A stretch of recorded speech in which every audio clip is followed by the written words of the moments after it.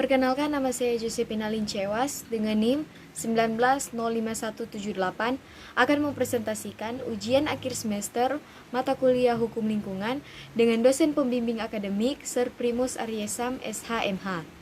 Dengan soal nomor 1, apakah makna filosofi implementasi konstitusi bumi, air, dan kekayaan alam yang terkandung di dalamnya telah tercapai di Indonesia pada saat ini? Adakah jaminan bahwa kekayaan alam akan mendatangkan manfaat bagi generasi saat ini dan mendatang apabila kekayaan alam ini tidak mengalami kerusakan akibat eksploitasi yang tidak terencana dan melanggar Undang-Undang PPLH? Jawabannya, implementasi konstitusi bumi, air, dan kekayaan alam yang terkandung di dalamnya telah tercapai di Indonesia pada saat ini. Dilihat dari pasal 33 Undang-Undang Dasar tahun 1945 merupakan landasan filosofis dalam perkembangan politik hukum dan pengaturan pengelolaan sumber daya alam. Lalu, adakah jaminan bahwa kekayaan alam akan mendatangkan manfaat bagi generasi saat ini? Jawaban saya ya, bahwa kekayaan alam akan mendatangkan manfaat bagi generasi. Dan agar tidak mengalami kerusakan akibat eksploitasi yang tidak terencana dan melanggar Undang-Undang PPLH, sebaiknya pada pengelolaan sumber daya alam, penting adanya peran negara yang otonom yang dapat mengarahkan gerak langkah kebijakan ekonomi. Soal nomor 2, apakah instrumen hukum nasional baik konstitusi maupun UU RI nomor 32 tahun 2009 tentang PPLH telah menjadi jaminan bahwa aspek penegakan hukum lingkungan berlangsung baik di Indonesia? Jika sudah, apakah indikatornya? Jika belum, apakah faktor penghambatnya? Menurut analisa saya, instrumen hukum nasional baik konstitusi maupun UU RI nomor 32 tahun 2009 tentang PPLH telah menjadi jaminan bahwa aspek penegakan hukum lingkungan sudah berlangsung baik di Indonesia, bahwa Undang-Undang nomor 32 tahun 2009 tentang perlindungan dan pengelolaan lingkungan hidup merupakan kebijakan untuk lebih menjamin kepastian hukum dan memberikan perlindungan terhadap hak setiap orang untuk mendapatkan lingkungan hidup yang baik dan sehat sebagai bagian dari perlindungan terhadap keseluruhan ekosistem. Indikator dalam Undang-Undang Nomor 32 Tahun 2009 tentang Perlindungan dan Pengelolaan Lingkungan Hidup dijelaskan bahwa pengelolaan dan perlindungan lingkungan hidup adalah upaya sistematis dan terpadu yang dilakukan untuk melestarikan fungsi lingkungan hidup dan mencegah terjadinya pencemaran atau kerusakan lingkungan hidup yang meliputi perencanaan, pemanfaatan, pengendalian, pemeliharaan, pengawasan, dan penegakan hukum. Pengelolaan lingkungan hidup termasuk pencegahan, penanggulangan kerusakan dan pencemaran serta pemulihan kualitas lingkungan telah menuntut dikembangkannya berbagai perangkat kebijakan dan program serta kegiatan yang didukung oleh sistem pendukung pengelolaan lingkungan lainnya. Sistem tersebut mencakup kemantapan kelembagaan, sumber daya manusia dan kemitraan lingkungan, di samping perangkat hukum dan perundangan, tersedianya informasi serta pendanaan. Soal nomor 3. Persoalan yang sering dihadapi oleh masyarakat dalam penegakan hukum lingkungan adalah akses terhadap keadilan, sebab tidak dapat dipungkiri bahwa perusahaan kadang-kadang melakukan praktik serangan hukum balik.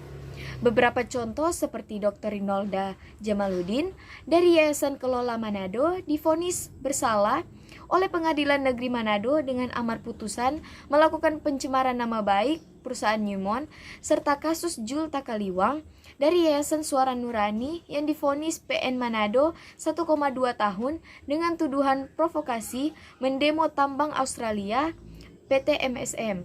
Menurut Anda, faktor apakah yang menyebabkan hal demikian terjadi?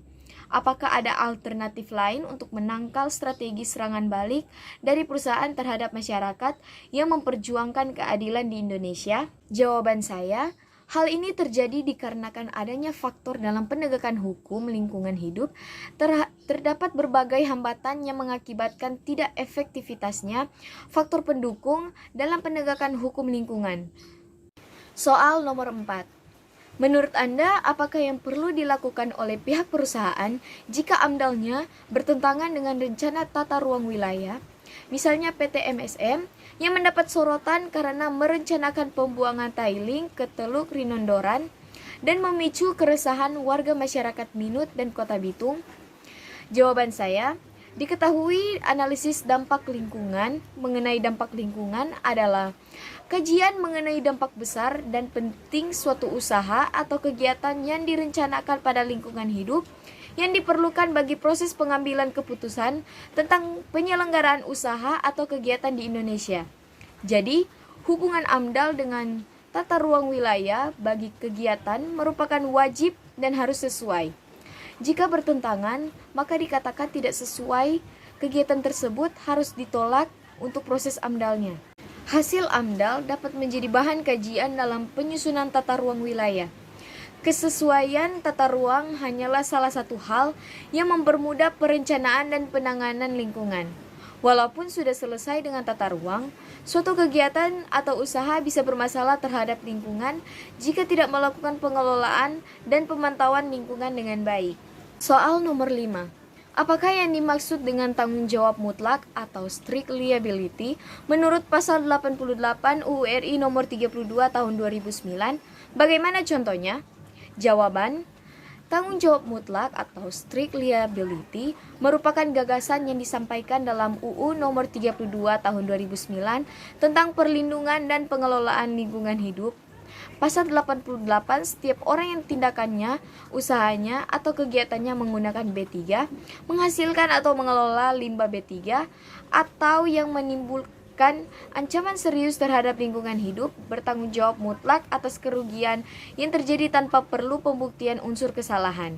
Di dalam penjelasan pasal 88, yang dimaksud dengan bertanggung jawab mutlak adalah unsur kesalahan yang tidak perlu dibuktikan oleh pihak penggugat sebagai dasar pembayaran ganti rugi.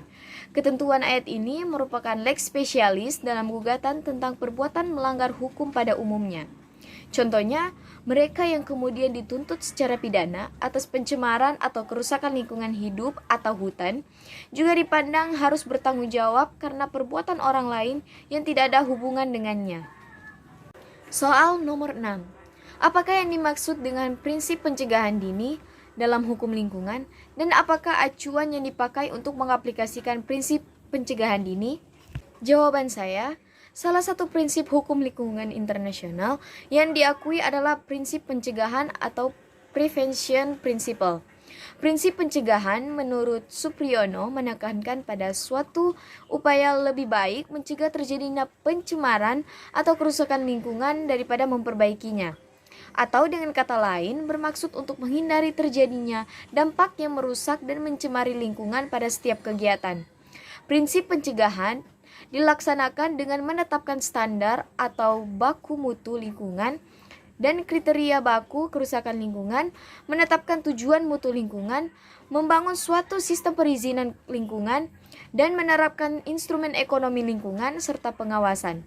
Dengan demikian, pencegahan selalu dihadapkan dengan sesuatu kemungkinan bahaya yang sudah nyata, karenanya sarananya seperti AMDAL, penerapan produksi bersih dan clean technology, serta teknologi front of process. Mengingat prinsip mengatur mengenai pencegahan agar tidak terjadinya kerusakan lingkungan hidup, maka acuan yang dipakai untuk mengaplikasikan prinsip yaitu adanya pengambilan keputusan harus dilandasi oleh evaluasi yang sungguh-sungguh untuk mencegah seoptimal mungkin kerusakan lingkungan yang tidak dapat dipulihkan.